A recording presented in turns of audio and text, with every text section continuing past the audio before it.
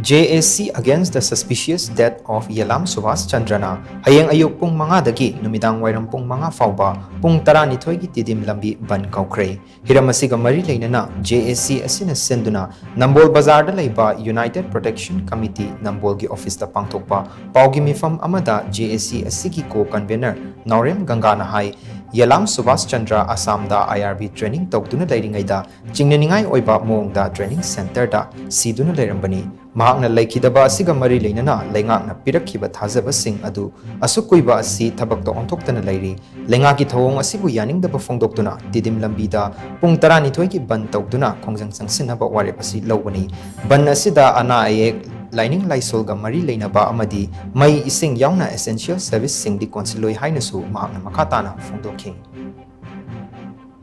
ꯑꯩꯈꯣꯏꯅ ꯆꯪꯁꯤꯜꯂꯤꯕ ꯈꯣꯡꯖꯪ ꯑꯁꯤꯗ ꯐꯠꯇꯅꯨꯡꯗ ꯇꯧꯅꯤꯡꯕ ꯅꯠꯇ꯭ꯔꯒ ꯇꯧꯍꯩꯕ ꯇꯧꯗꯕ ꯌꯥꯗꯕ ꯀꯌꯥ ꯑꯃ ꯊꯣꯛꯂꯛꯑꯒ ꯇꯥꯔꯒꯁꯨ ꯄꯨꯝꯅꯃꯛ ꯑꯁꯤ ꯃꯅꯤꯄꯨꯔ ꯁꯔꯀꯥꯔꯅ ꯃꯗꯨꯒꯤ ꯗꯥꯏꯇ ꯂꯧꯒꯗꯕꯅꯤ ꯃꯤꯁꯤ ꯑꯁꯤꯒꯤ ꯂꯝꯂꯥꯡꯁꯦ ꯆꯞ ꯆꯥꯅ ꯃꯅꯤꯄꯨꯔ ꯁꯔꯀꯥꯔꯅ ꯄꯤꯕꯤꯗꯕ ꯇꯥꯔꯒꯗꯤ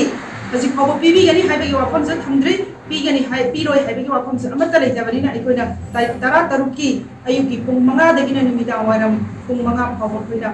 tidim ban tauba sida fulak peirona rebada leiriba tidim gi akoibada leiriba samstan sing organizer sing pumna maga saruk yabiu haiba wapum asiba thamjari aduga ikoina ban asida khara makhai de ikoina komthokba gi ayaba ama pikijagani ayaba adudi ana ayek